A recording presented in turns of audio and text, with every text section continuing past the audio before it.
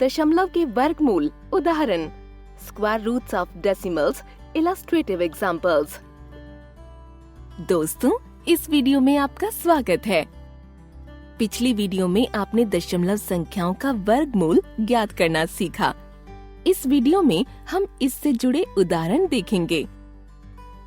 एक दशमलव संख्या का वर्ग 210.25 है, तो क्या आप बता सकते हैं कि वह संख्या कौन सी होगी?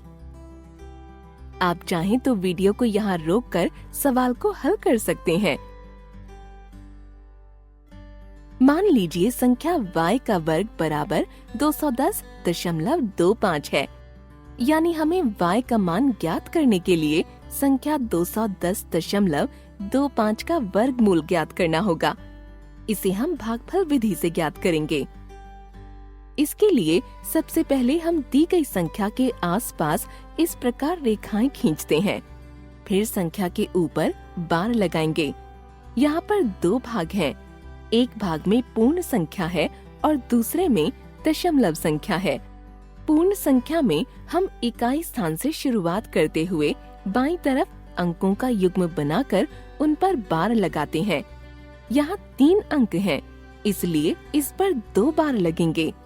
दशमलव संख्या में बार लगाने के लिए हम दशमलव से शुरू करते हैं और दाईं तरफ अंकों का युग्म बनाकर बार लगाते हैं। यहाँ दशमलव के बाद 1 ही बार लगेगा।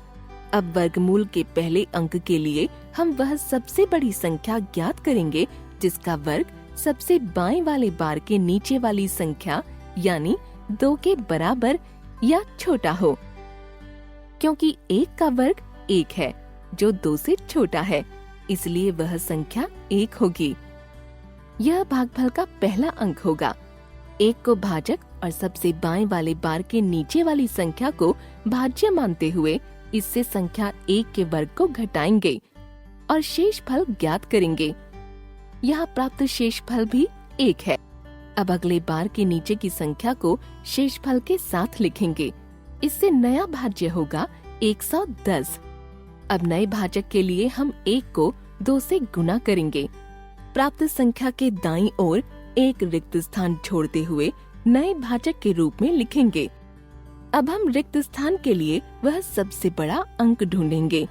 मान लीजिए a, ताकि 2a को जब a से गुना किया जाए तो प्राप्त गुणनफल नए भाज्य से छोटा या उसके बराबर हो। जैसे कि यहाँ पर हमारा नया अंक 4 होगा। यह भागफल का दूसरा अंक भी होगा। अब हम शेषफल ज्ञात करेंगे। यहाँ शेषफल 14 प्राप्त हो रहा है। अब मूल संख्या की सारी पूर्ण संख्याएं समाप्त हो गई हैं और दशमलव संख्याएं बची हुई हैं। अतः हम भागफल में दशमलव लगा देंगे। इसके बाद अगले युग्म की संख्या को प्राप्त शेषफल के बाद लिखेंगे। यह हमारी नई भाज्य संख्या है। इसके बाद पुराने भाजक की इकाई की संख्या को 2 से गुना करेंगे। प्राप्त संख्या 28 को नए भाजक के दाईं ओर एक रिक्त स्थान छोड़ते हुए लिखेंगे। हमें रिक्त स्थान को भरने के लिए वह सबसे बड़े अंक का अनुमान लगाना है जिसे जब नए भाजक से गुणा किया जाए तो गुणनफल नए भाज्य 1425 के बराबर या उससे छोटा आए। यह अंक भागफल में दशमलव के बाद का नया अंक होगा। यहाँ वह अंक 5 होगा। इस तरह हमें शेषफल 0 प्राप्त होगा और हमें संख्या का वर्गमूल 14.5 प्राप्त होगा। अतः y बराबर 14.5 है, यानी कि वह संख्या 14.5 है। अब इस त्रिभुज को देखिए। इस त्रिभुज का क्षेत्रफल 20.48 वर्ग सेंटीमीटर है। इसके आधार की लंबाई और ऊंचाई बराबर x दी गई है। x का मान ज्ञात कीजिए। आप चाहें तो वीडियो को यहाँ रोककर सवाल को हल कर सकते हैं। त्रिभुज के क्षेत्रफल का सूत्र 1/2 गुना आधार गुना ऊंचाई होता है। इस त्रिभुज का आधार x है और इसकी ऊंचाई भी यहाँ हमें x दी गई है। इसका क्षेत्रफल होगा 1/2 गुना x की घात 2। हमें त्रिभुज का क्षेत्रफल 48 वर्ग सेंटीमीटर दिया गया है। इसे हम इस प्रकार लिख सकते हैं। इस समीकरण को आगे हल करने पर हमें मिलेगा x का वर्ग बराबर 40.96।